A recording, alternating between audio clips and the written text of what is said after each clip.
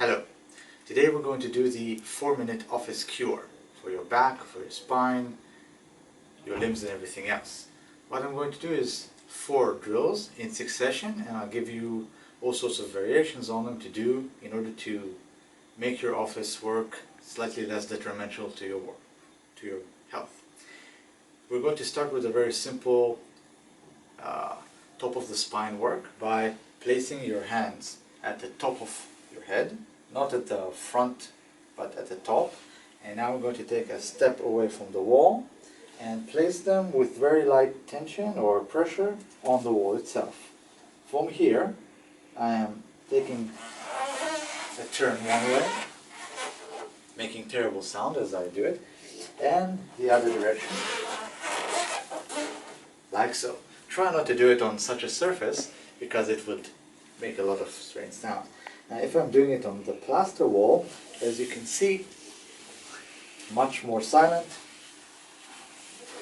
and easier to perform. Now when you do this, you create a turning and rotating motion on your cervical spine and on your shoulders and shoulder blades and chest, which opens everything up for more articulation of movement. It takes away from the vampire pose that we have in front of the computer. That makes your life much better, and also you're taller, but not too tall. The second one is a very simple squat, but not a regular squat. Let's call it a ballet squat. You place one leg in this form and the other leg at its continuation, creating a flat angle, like so, a line. If you can only do it to a lesser degree, that's fine in the beginning. Eventually it will open up. I want you to avoid becoming all sorts of bendy, so it's much better to create a lesser loop as long as your knees and your toes are heading in the same direction. Now once you can do this, you can place your hand for some support and balance, or if you don't need them, now take 4 breaths on the way down. Try not to tear your pants. I've been there. And 1, 2, 3, 4, as much as you can. Keep aligned, and 1, 2, 3, 4, like so, continuously. Don't aim to make all sorts of clicks like you hear in the martial arts movie, or like that's not the goal. The goal is to allow your hips to open, and again for synovial fluids and to tendons to move around, and then you'll be able to move much nicer and better and go up and down.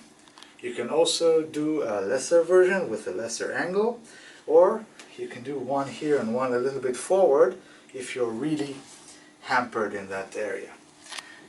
The third drill is a rotational drill, and it's easier to perform, and I'll show a few variations as well.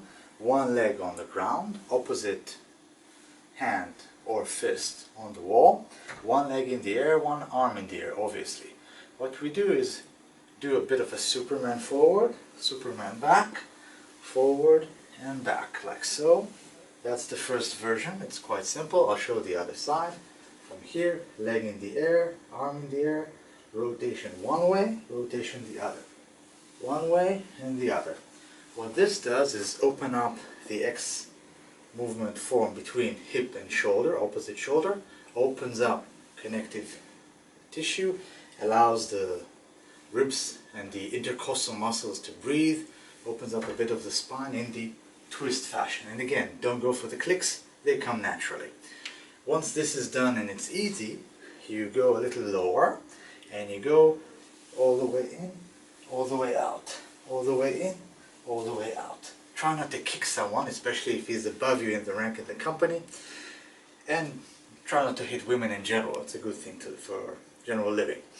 Now, the fourth exercise is somewhat more challenging physically, but again, there are several easy variations to do. Again, we start one step away from the wall. You place both your legs, toes away from the wall, unless you ran away from the circus. I place my hands at the side of my ears, like so. You may want to shake your hands a little bit before that, because your wrists can create all sorts of crinkly sounds as well. And from here, what I'm doing, I'm not pushing with my hands, I'm extending my hips forward, and from this extension I allow my back to relax forward as I look majestically at the beautiful wall. Indeed. and then I come back gently. Don't bump the wall because the people on the other side are going to start hollering at you.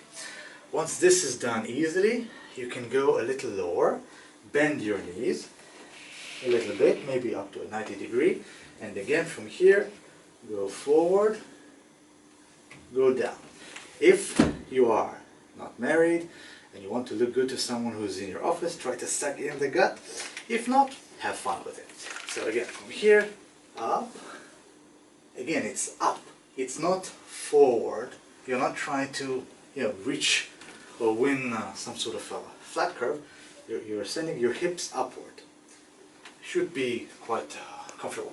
Now once this is done, you go to the final version or pre-final version, where you go to a full squat.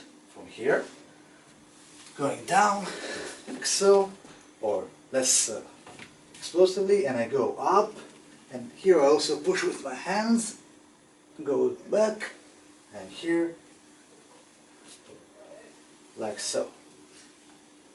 This is very satisfying for your spine. And now for the bonus round, one last exercise. This really helps with opening, and it also eliminates the need for this drill if you hate it.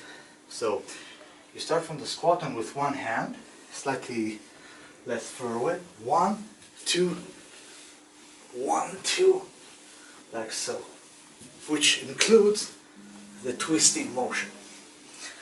Or you can just win the lottery and then you don't have to do these drills because you'll be active all day.